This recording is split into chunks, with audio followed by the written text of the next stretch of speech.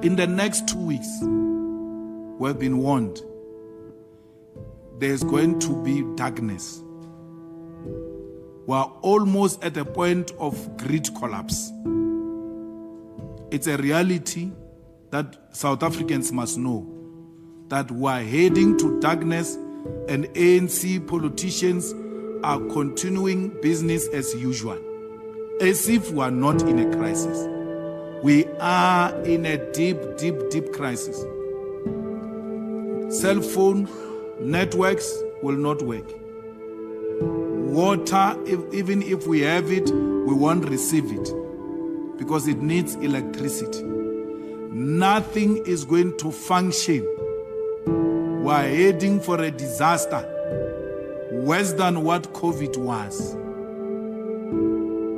No one will go to work. The dead will have to be buried the same day because there will not be fridges to keep them. No generator is meant to operate 24 hours. Generator is an intervention for a short while. Even those who have generators will not be saved from the mess we are going into. We warned you. We went to the streets because we knew this was coming. History will absolve us. We were called names, were ridiculed, were insulted. Police and the army were called on us for trying to protect us from where we are. They are just calling it stage 10 for nice word. The reality is that it's darkness. And it's not going to be darkness of 12 hours or 24 hours, it comes back. No. At times it's going to take 3 to 4 days. At times it will take a week. At times it will take a month without electricity. The whole leadership must go. We cannot fall back and do nothing. And you know what is the problem? Even ANC leaders and ANC veterans themselves are saying we've never been in a crisis we find ourselves in now. But they are so helpless. So, Brian must come back. Brian must come back. Mashele Koko must come back. So is all those Indian, colored, white engineers. We are in a crisis. They must not even, if they love this country, they must not ask for money, they must not ask for payment, they must come and rescue South Africa. Tshwane, to be where it is today is Sputa. South Africans, you are so gullible that a person collapses a municipality.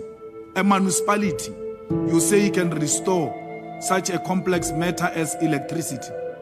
He himself said he doesn't know anything. He's relying on those people who have been there failing us. He made a confession. So why must I even ask for more power for him? For what? These solutions we are talking about require no new ministry. Firstly, we don't want a minister of electricity. We're fine. Take the electricity from public enterprise, put it in energy. That's where it's supposed to be.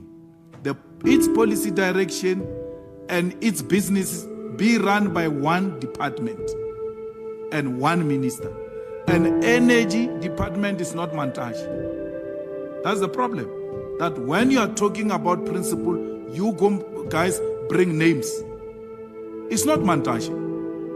So take it from where it is, put it there, and then implement these solutions. So it's a coordination, especially ESCOM implementation, should not be far from policy. They should be together. And we have effective ministry that is overseeing ESCOM. ESCOM doesn't decide which minister we're listening to today, depending on personal relationships between whoever is running ESCOM and that minister. Let ESCOM be under one political leadership and political authority so that they know they have no option but to take this political direction. So we don't support a minister of electricity. He must go. He's being paid a lot of money that we do not have. The government needs every little cent that we're wasting on Sputa, who's not going to help us with anything. He's not going to help us with anything. The appointment of the Minister of Electricity was actually bluffing. It was Ramaphosa trying to show us that he's doing something about electricity crisis when he was actually not doing anything. The biggest achievement Sputa has achieved since he arrived there was to go to all power stations. How can that be an achievement? That a minister was taking zwabs, a jiga, atwara the station, di mumaka ajalena the power station, a power station, are yo, ntweso. There's nothing he was doing except to tour stations. And then that becomes the biggest ANC victory. A minister of electricity has done something that no minister has ever done in a short space of time, and that is visiting power stations. After that visit, do you have electricity? No, the situation has worsened.